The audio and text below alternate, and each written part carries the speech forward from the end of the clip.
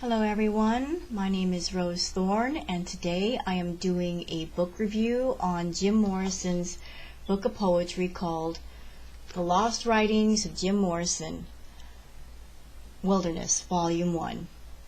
So if you're someone coming on to this video, you're probably a big fan of Jim Morrison, the singer, and you probably best know him as the singer for the rock group The Doors.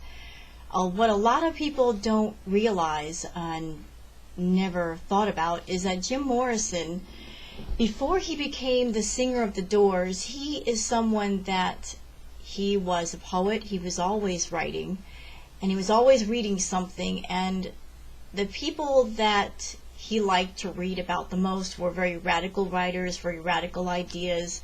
He liked a lot of beatnik poets and beatnik poetry, and indeed when you read his poetry you see the beatnik influence in his poetry, just his writing style and the things he talks about. For those of you that are wondering, you've never heard of beatnik poetry. Beatnik poetry is very visceral, it's very open-ended, it's very descriptive. It's not the kind of poetry that you can read it and you just automatically get what the person is talking about. It's very descriptive, very colorful, very visceral, very streetwise, sometimes political, and it's up to the person reading the poetry to make up their own mind about how they interpret it. So I'm going to read the back of this book because it describes the book pretty well. I like this quote that Jim Morrison had about his poetry and how he describes it, so I'm going to read it to you guys.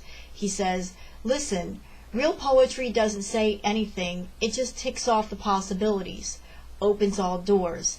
You can walk through any one that suits you." So, what he's basically saying is you can interpret the poetry any way you like, it's up to you. He's not going to make up your mind for you by just writing the poem in such a way that it can only be interpreted one way.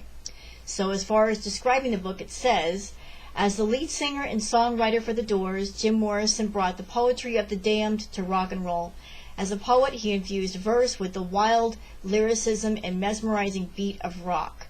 By the time of his death in 1971, Morrison had become one of the most haunting voices in the collective unconscious of America, echoed by performers such as Patti Smith."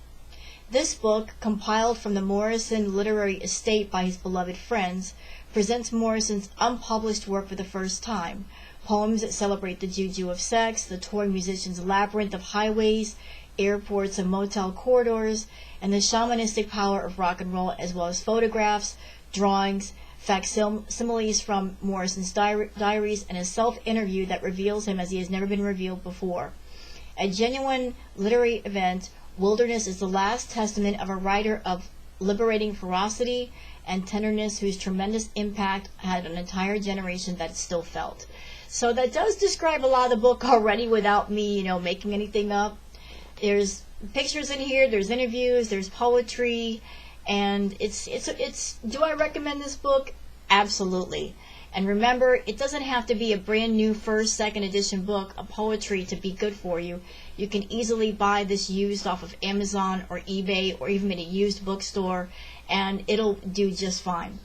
So I read through this entire book, and as a poet, as a writer, it's just his descriptive language and describing things open-ended as he does, it kind of created a lot of different pictures in my mind. Sometimes I could read the same poem more than once and I would get different visuals in my head. And you can read the same poem on different occasions and think different things about them. His poetry tends to be more Salvador Dali-ish, just abstract up to what you want to perceive him as. So I got a couple of poems here from the book in case you're wondering what's his poetry about. Can I hear a piece of it so I know what I'm looking at here?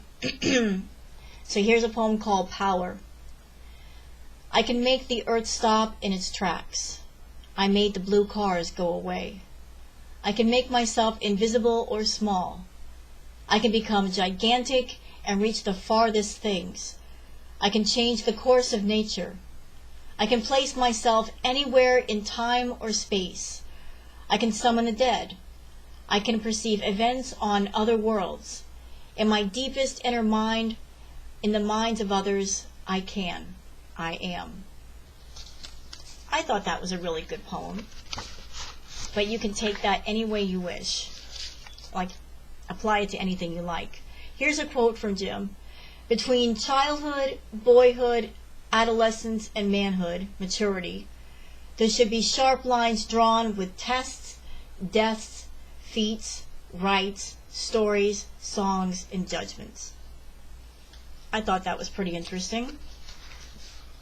What else do we have here?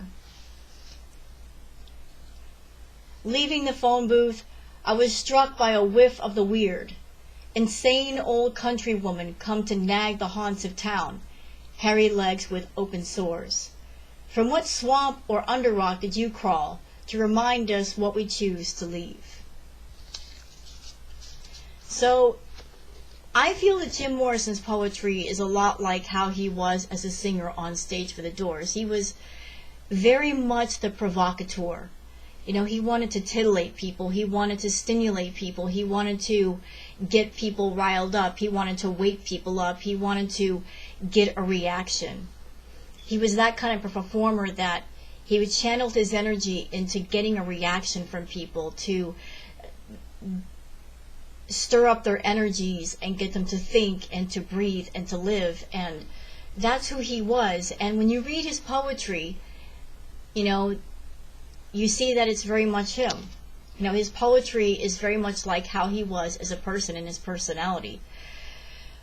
So if you're someone that if you're a big fan of the Doors, if you're a big fan of Jim Morrison as a person, and you're just fascinated by him, or you call yourself a fan, then you owe it to yourself to check out his poetry and check out his writing, because you will have a deeper understanding about who he was as a person versus as a performer. You understand the man as well as the entertainer that he became when he became part of the Doors. Now, if you're someone that you are not quite sure about buying any of his books anywhere, you're not quite sure about the poetry, I do have an alternative for you if you're curious about the poetry but you don't want to plunk down any money yet.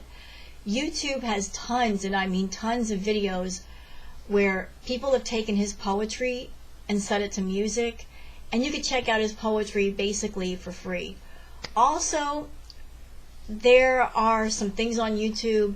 One is called An American Prayer, and that was something that Jim did before his death. I believe it was on his birthday that he made an American Prayer, and there are videos of different clips of different things on An American Prayer, as well as there is a video, The Lords and the New Creatures, where he was, you know, speaking about the poetry of the Lords and the New Creatures, and also the Lost Paris tapes.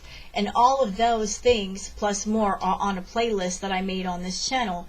So if you want to check out Jim Morrison's poetry, you want to check it out before you buy any of his books, Wilderness, Lords of the New Creatures, or An American Night, I suggest you do that. And if you fall in love with the poetry in audio form, you owe it to yourself to go ahead and get the books, because you won't be sorry. You'll read them over and over, and as a writer, as a poet, as someone that if you're reading the books, you're looking to get stimulated and your creative juices going, that'll definitely do it for you. So I hope that you've enjoyed this book review. Please check out the description for the 2 links to my playlist, the 2 different videos on my playlist, and I hope you subscribe. And please take care. Bye-bye.